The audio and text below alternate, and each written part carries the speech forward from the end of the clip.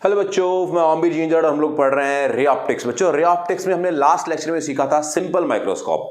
Simple microscope क्या होता है? सिंपल माइक्रोस्कोप से किस तरह से हम लोग ऑब्जेक्ट को बड़ा करके देखते हैं, मींस मैग्नीफाई करते हैं। उसकी मैग्निफिकेशन क्या होती है? मैग्निफिकेशन को हमने दो केसेस में स्टडी किया था। पहला केस कि अगर मान लीजिए डिस्टेंट विजन पर इमेज बनती है तो क्या मैग्निफिकेशन होगी, और अगर इमेज इंफिनिटी पर यानी कि relaxed eye, setting for relaxed eye, तो मैग्निफिकेशन क्या होगी, ये हमने स्टडी कर लिया था। लेकिन अगर हम किसी भी ऑब्जेक्ट की इमेज को बहुत ज्यादा मैग्नीफाई करके देखना चाहते हैं, कि करीब 1000 गुना बढ़ा देना चाहते हैं उसके साइज को, उसको हम बहुत ज्यादा मैग्नीफाई कर देना चाहते हैं, तो उसके लिए हमें चाहिए एक और दूसरे तरह का माइक्रोस्कोप जिसका नाम है कंपाउंड माइक्रोस्कोप। तो बच्चों, आज का अपना टॉपिक रहेगा कंपाउंड माइक्रोस्कोप। कंपाउंड माइक्रोस्कोप क्या होता है, किस किस तरह से हम उसकी मैग्निफिकेशन निकालते हैं, वो जो मैग्निफिकेशन है वो magnification for relaxed I, magnification for distant vision क्या होती है, सारी की सारी चीजें विद डायग्राम डिस्कस करने वाले हम लोग। तो आइए स्टार्ट करते हैं, व्हाट इज कंपाउंड माइक्रोस्कोप। तो बच्चों, कंपाउंड माइक्रोस्कोप एक्चुअली एक डिवाइस है, that is the optical device, जिससे हम लोग क्या करते हैं, चीजों को बड़ा करके देखते हैं। तो वो ये ऑप्टिकल डिवाइस है। ये कैसे बनाया जाता है? तो इसमें दो लेंस होते हैं, दो कॉन्वेक्स लेंस होते हैं बेसिकली, जिनकी फोकल लेंथ काफी छोटी होती है। उनकी फोकल लेंथ छोटी होने की वजह क्या है उस पर मैं बताऊंगा आपको। अगर आप इस लेक्चर को लास्ट तक देखेंगे तो आपको पता लगेगा कि क्यों फोकल लेंथ छोटी होती है। दूसरी बात, वो छोटी फोकल लेंथ के लेंसेज को किस तरीके से अरेंज किया जाता है एक ऑब्जेक्ट की इमेज को मैग्नीफाई करने के लिए। तो देखो क्या होता है, मैंने पहले डायग्राम बनाया ताकि टाइम आपका बचे, समय खराब ना हो। ये हमारे पास एक लेंस जिसका नाम हमने रखा ऑब्जेक्टिव लेंस, क्योंकि ऑब्जेक्ट के पास में रखा हुआ इसलिए इसका नाम ऑब्जेक्टिव लेंस। इस लेंस की फोकल लेंथ छोटी है, जिसको हमने नाम दिया है FO। हमने जो ऑब्जेक्ट रखा वो इसके बाहर यानी कि फोकल लेंथ से बाहर रखा है, यहां पर इस ऑब्जेक्ट का नाम है AB। अब आपको इमेज फॉर्मेशन तो यार आता ही है, मैं इसमें क्या आपको इमेज फॉर्मेशन सिखाता डायग्राम बना के। तो इसकी इमेज फॉर्म्ड होगी, तो इसकी इमेज कहीं पर यहां पर फॉर्म्ड होगी, दैट इज रियल इमेज। यहां से लाइट रे ऐसे गई ऑप्टिकल सेंटर से होते हुए, ये पैरेलल लाइट रे गई मुड़ के फोकस से जाते हुए यहां पे जाके मिली। तो यहां पे इसने एक इमेज फॉर्म की, दैट इज A', B'।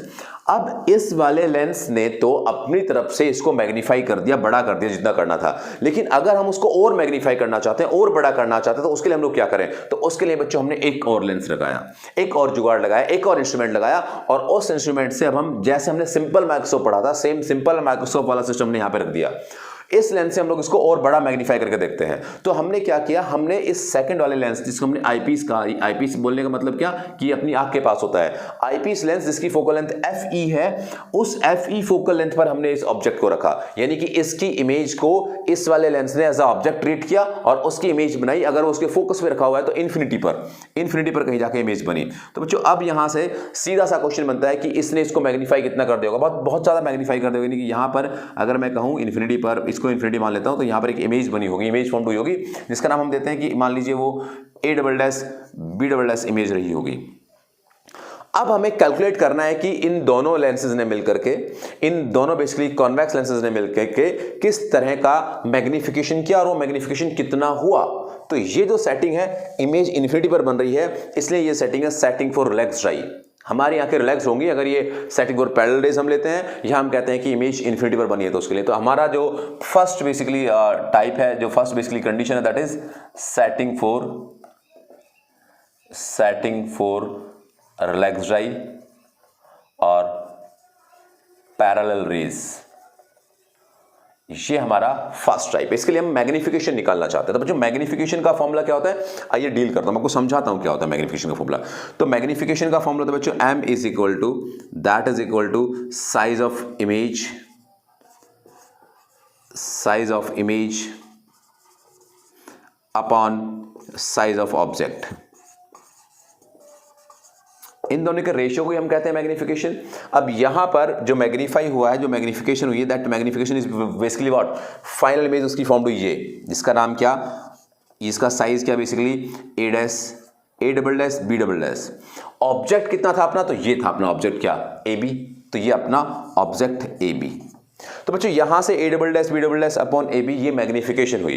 लेकिन अगर मैं इसी को थोड़ा सा मॉडिफाई करके लिख दूं, मॉडिफाई करने से मेरा मतलब है कि मैं अगर इसको ऐसा लिखूं तो तुम्हें कोई आपत्ति नहीं होनी चाहिए। A', B', भाई जो हमने बीच में इमेज बनाई इसको भी इन्वॉल्व कर लेते हैं। तो इसका इन्वॉल्वमेंट क्या आ गया, A', B' अपॉन AB तो यहां पे आएगा ही। अब यहां से ये आपकी मैग्निफिकेशन है। अगर ये आपकी मैग्निफिकेशन, तो बच्चों देखो अब एक नया मोड इसमें आया, वो क्या, भाई A double dash B double dash upon A dash B dash, A double dash B double dash क्या है इसकी image, A dash B dash क्या है उसका ऑब्जेक्ट, यानी कि इस वाले लेंस के लिए, इस वाले लेंस के लिए जो मैग्निफिकेशन है that is what, image upon object. तो मैं इस पूरे पार्ट को क्या लिख पाऊंगा, तो मैं इस पूरे के पूरे पार्ट को लिख पाऊंगा that is magnification of eyepiece, eyepiece इस लेंस के लिए मैग्निफिकेशन, मल्टीप्लीकेशन और ये A dash B dash upon A B ये किसके लिए भाई, तो ये इसका ऑब्जेक्ट ये इसकी इमेज। तो यहां पर क्या हुआ, that is for what, that is for basically magnification of objective lens. तो मैं यहां पर डायरेक्टली बोल सकता हूं क्या कि the magnification of compound microscope is the product of magnification of eyepiece and magnification of objective lens. Product, mind it, not addition, addition नहीं है, ये प्रोडक्ट है। तो यहां से हम लोगों ने एक कंपाउंड माइक्रोस्कोप के मैग्निफिकेशन का फॉर्मूला तैयार कर लिया कि किस तरीके से हम मैग्निफिकेशन निकालेंगे एक कंपाउंड माइक्रोस्कोप के लिए। बच्चों अब इसको बारी बारी से इसकी वैल्यू पुट कर लेते हैं और जो अपना खेल उसको खत्म करते हैं। क्या खेल चल रहा है भाई, magnification for compound microscope that is equal to ME। भाई आईपीस की मैग्निफिकेशन क्या है, MO। मैग्निफिकेशन ऑफ ऑब्जेक्टिव क्या है, तो पहले हम मैग्निफिकेशन ऑफ ऑब्जेक्टिव को लिख लेते हैं। तो ऑब्जेक्ट की मैग्निफिकेशन कैसे निकालेंगे यार, क्या होगा, तो ऑब्जेक्ट की मैग्निफिकेशन का एक और फॉर्मूला होता है, ये तो क्या था, साइज बाय साइज, और दूसरा होता है distance by distance, means object distance और इमेज डिस्टेंस का ratio, image distance divided by object distance. तो यहां से इमेज डिस्टेंस क्या है इसकी, दैट इज VO। भाई इसने इमेज कहां बने, यहां बने, दैट इज VO, और इसकी इमेज ऑब्जेक्ट कहां पे रखा है इसका, that is UO, right. That is the magnification of objective VO by UO। आपको मालूम है मैग्निफिकेशन का formula M is equal to what, V by U, image distance upon object distance. तो यहां से ये आया इनटू मैग्निफिकेशन ऑफ आईपीस। ये जो मैग्निफिकेशन ऑफ आईपीस है ये एक्चुअली आपको नजर नहीं आ रहा कि सिंपल माइक्रोस्कोप है, और सिंपल माइक्रोस्कोप के लिए मैग्निफिकेशन के फॉर्मूले हमने पढ़े हुए हैं। अगर मान लीजिए फॉर रिलैक्स्ड आई है तो रिलैक्स्ड आई के लिए मैग्निफिकेशन होता है इसका D/FE, मैं आपको याद दिला दूं। और अगर हम बात कर रहे हैं डिस्टेंस विजन की, तो डिस्टेंस विजन का फॉर्मूला होता है सिंपल माइक्रोस्कोप का, that is equal to 1 + D/F। तो ये जो रिलेशन होते हैं बच्चों, ये रिलेशन होते हैं अपने for relaxed I and for distance vision. अब यहां से हमें जरूरत ही नहीं इसमें कुछ करने की, क्योंकि हमें तो इसका फॉर्मूला मालूम है ना, हमें तो पता है ना कि ये अगर as a simple microscope treat कर रहा है तो in case of relaxed eye, in case of parallel rays, in case of infinity image, magnification उसकी हुआ करती है D/FE। That is the main formula of compound microscope in case of relaxed eye.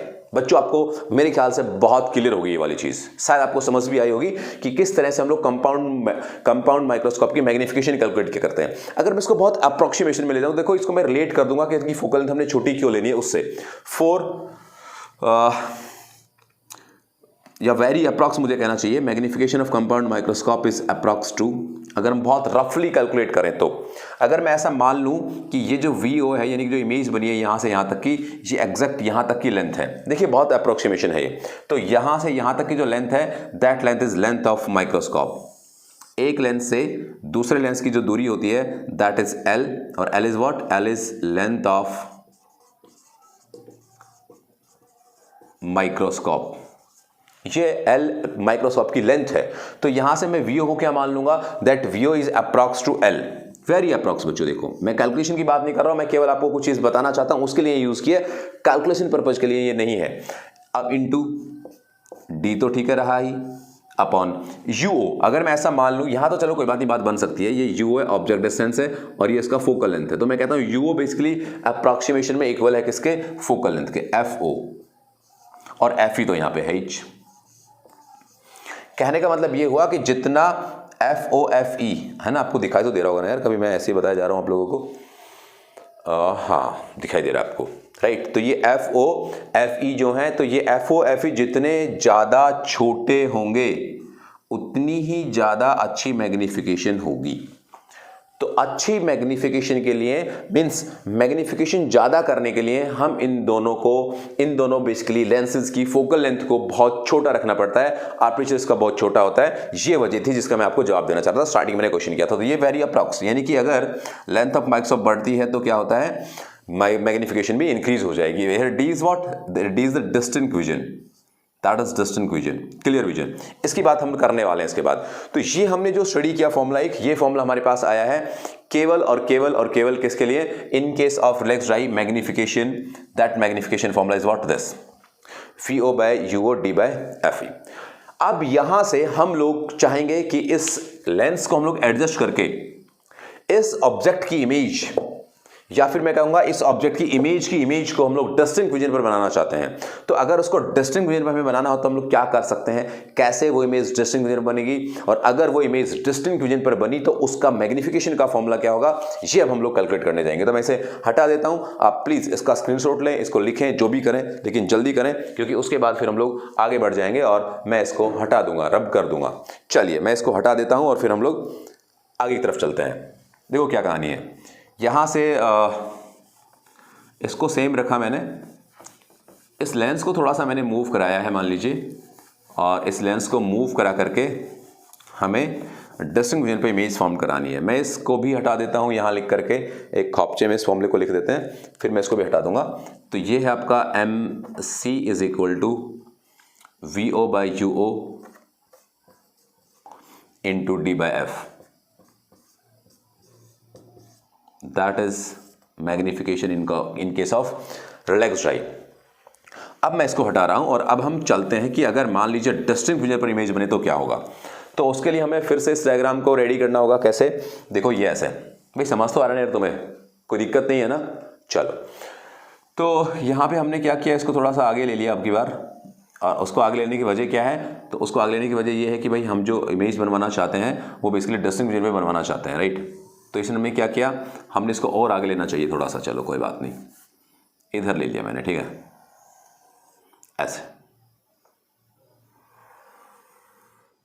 तो ये यहां से हमने क्या किया, बेसिकली इसका फोकस को हमने इधर कर दिया, राइट। अब हमने क्या किया, इसके फोकस को यहां आगे कर दिया, तो इसका मतलब क्या हुआ कि इसकी जो फोकल लेंथ है FE वो यहां तक अब आने लगी, FE, और ये इसका तो VO तो है ही, और ये आपकी L हुआ करती है लेंथ ऑफ माइक्रोस्कोप, ये आपका VO है। अब इसकी इमेज हमें डिस्टिंक्शन बनानी है, तो क्या होगा, देखो यहां से एक लाइट रे तो ऐसे जाएगी, राइट। अब दूसरी लाइट रे फोकस से जाने वाली है, यहां से ऐसे होते हुए वो फोकस से जाएगी, तो वो फोकस जाएगी तो क्या हुआ, अब ये पीछे जाके तो कहीं मिलने वाली नहीं है, तो हम क्या करते हैं, तब हम इनको ऐसे आगे बढ़ाते हैं, तो आगे बढ़ाने पर ये मीट हो जाती हैं, और ये हमने देखा यहां पर मीट हो गई। तो अगर ये यहां पर मीट होगी तो ये एक इमेज बनी, and that image is what, that is A double dash B double dash, और इस डिस्टेंस को हम लोग मान लेते हैं D, क्योंकि हमने ऐसा समझा कि इसको हमने ऐसे मूव करा करा के क्या किया, इस ऑब्जेक्ट की, बेसिकली इस लेंस की इमेज को इसके लिए ऑब्जेक्ट कहां पे रखवा लिया, फोकस के अंदर। तो इसकी जो इमेज बना हुई हमने डिस्टिंक्ट विजन पर बनवाई, या फिर D is clear vision, clear vision पे हमने इस इमेज को बनवा लिया, राइट। तो अब इस कंडीशन के लिए क्या होगा, formula of magnification of that compound microscope. तो यहां पे सेटिंग किस लिए हो गई, अभी सेटिंग फॉर डिस्टिंक्ट विजन या setting for relaxed eye, second case आ गया ये यहां पे, setting for distinct vision, setting for clear vision कहना चाहिए मुझे, या फिर डिस्टिंक्ट विजन कह देना चाहिए, चलो। तो इसके लिए सेटिंग क्या होगा, सिमिलरली वही केस, भाई यहां से तो मैग्निफिकेशन का फॉर्मूला सेम होता है, सारी बातें सेम चलेंगी, यहां आके थोड़ा सा आपको चेंज मिलेगा। क्या चेंज मिलेगा बच्चों यहां पे मैग्निफिकेशन में, देखिए ये चेंज मिलेगा, मैग्निफिकेशन ऑफ कंपाउंड माइक्रोस्कोप में निकालनी है, मैग्निफिकेशन ऑफ ऑब्जेक्टिव क्या है, तो ऑब्जेक्टिव की मैग्निफिकेशन तो भैया सेम रहेगी, ये तो हमारे पास रहने वाली है V objective upon U objective, इसकी कोई दिक्कत नहीं, इसका मैग्निफिकेशन, लेकिन मैग्निफिकेशन ऑफ जो आईपीस है वो मैग्निफिकेशन ऑफ आईपीस चेंज हो जाएगा। मैग्निफिकेशन ऑफ आईपीस कैसे चेंज हो जाएगा भाई, वो इसलिए क्योंकि हमें मालूम है कि तब भी ऑब्जेक्ट डिस्टिंक्ट विजन पर, यानी कि इमेज डिस्टिंक्ट विजन पर बन रही होती है, तो उस कंडीशन में ये जो सिंपल माइक्रोस्कोप हमने इसको अज्यूम किया था, ये सिंपल माइक्रोस्कोप अपनी इमेज तब डिस्टिंक्ट विजन पर बनाता है, तो उसके लिए मैग्निफिकेशन का फॉर्मूला ये है, ये वाला, this is for D, this is for infinity. तो डिस्टिंक्ट विजन के लिए ये फॉर्मूला है, तो हम अब डायरेक्ट मैग्निफिकेशन ऑफ ऑब्जेक्टिव तो हमने लिख दिया ये है, लेकिन मैग्निफिकेशन ऑफ आईपीस क्या लिखेंगे, तो मैग्निफिकेशन ऑफ आईपीस हमें लिखना पड़ेगा 1 + D by FE, that is the magnification of compound microscope in case of distinct vision, in case of, मैं लिख देता हूं यहां पे, in case of distinct vision,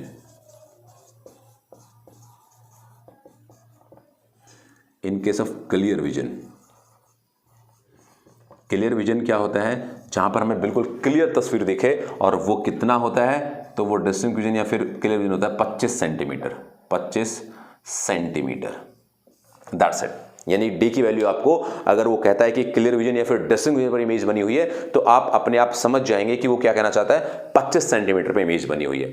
तो ये कंपाउंड माइक्रोस्कोप से रिलेटेड मैंने आपसे बातें की। बच्चों यहां पर एक छोटी सी बात मैं और बता देता हूं आपको, लेंथ ऑफ माइक्रोस्कोप कैसे निकालते हैं। तो लेंथ ऑफ माइक्रोस्कोप का फॉर्मूला है वो थोड़ा सा बदल जाता है। कैसे, देखिए समझिए कैसे। लेंथ ऑफ माइक्रोस्कोप, अगर इमेज, ध्यान देना, अगर इमेज यहां पर डिस्टिंक्ट विजन पर बनी हुई है, तो यहां से, ध्यान से सुनना, यहां से यहां तक तो ये, यहां से यहां तक तो क्या है, दैट इज वीओ। मतलब इसकी इमेज डिस्टेंस क्या है, वीओ, और फिर यहां से लेंस की दूरी क्या, दैट इज यूई। फिर से इसकी ऑब्जेक्ट रखा है तो वो यूई, और इसकी इमेज रखी है दैट वीओ। तो जहां इसकी इमेज है वहां से उसकी ऑब्जेक्ट डिस्टेंस स्टार्ट होती है। तो here the length of microscope L is equal to VO plus UE in that particular case, या कोई भी केस, यार क्या फर्क पड़ता है, UE को हम क्या मान लेंगे, FE। अगर इन्फिनिटी वाला केस होगा तो हम इसको कई बार क्या कह देते हैं, that is VO plus FE। कब, तब ये UO FE के बराबर हो। तो इस कंडीशन से हम लोग लेंथ ऑफ माइक्रोस्कोप का ये अपना जनरल फॉर्मूला हम समझ लेते हैं कि इस कंडीशन से हम लोग माइक्रोस्कोप की लेंथ कैलकुलेट कर सकते हैं, लेंथ निकाल सकते हैं। तो बच्चों कंपाउंड माइक्रोस्कोप का यूज कहां पर होता है, तो कंपाउंड माइक्रोस्कोप का यूज होता है किसी भी चीज को बहुत बड़ा करके देखने पर। लेकिन इसमें जो क्रोमेटिक या फिर एब्रेशंस जो आ जाता है, basically spherical aberrations, chromatic aberrations, उनके लिए हम लोग इसका इलाज ढूंढते हैं। इसके लिए हम लोग क्या करते हैं कि उनको समझते हैं कि किस तरह से हम इसको क्रोमेटिक एब्रेशन को और स्फेरिकल एब्रेशन को दूर करें। हालांकि मैंने स्फेरिकल एब्रेशन और क्रोमेटिक एब्रेशन पढ़ाया हुआ भी है, आप पिछले लेक्चर्स जाके देखेंगे तो वहां पर मैंने बताया हुआ है कि क्या होता है स्फेरिकल एब्रेशन, कैसे उसको दूर करेंगे। आप सर्च कर सकते हैं spherical aberration by Ombir Jinder, तो आपको ये लेक्चर मिल जाएगा और आप स्फेरिकल एब्रेशन समझ पाएंगे कि क्या होता है। तो बच्चों इसी के साथ साथ मैं आपको एक बात और बताता चलूं कि ये जो मैंने पार्ट पढ़ाया है, पिछले लेक्चर में मैंने सिंपल माइक्रोस्कोप के बारे में आपसे चर्चा की थी, उसको बताया था, मैग्निफिकेशन के बारे में बात की थी, एंगुलर मैग्निफिकेशन के बारे में बात की थी। अब मैंने आपको कंपाउंड माइक्रोस्कोप को बताया है, कंपाउंड माइक्रोस्कोप की दोनों condition, relaxed I for distinct vision, उनकी मैग्निफिकेशंस क्या होती हैं, उसकी मैग्निफिकेशंस के फॉर्मूले मैंने यहाँ पे बताया, एक तो ये रहा और एक ये रहा।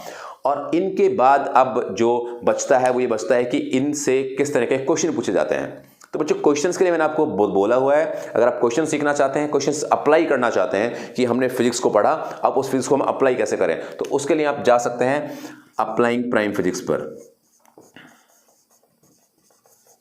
अप्लाइंग